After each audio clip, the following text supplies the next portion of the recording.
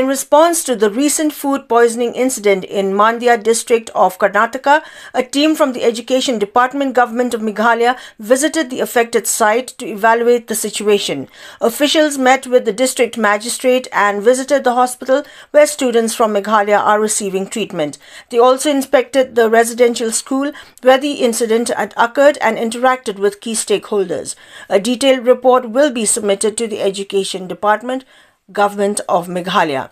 Commissioner and Secretary of the Home Police Department, Meghalaya, Cyril V. Dingdo, arrived at the scene with the district administration and police officials.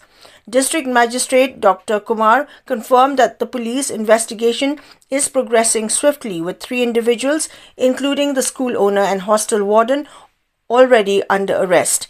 Senior medical officers briefed the officials on the condition of the students. Tragically, one critically ill student who had been referred to a higher medical facility passed away last night. The remaining 22 other students from Meghalaya are stable and are under close observation.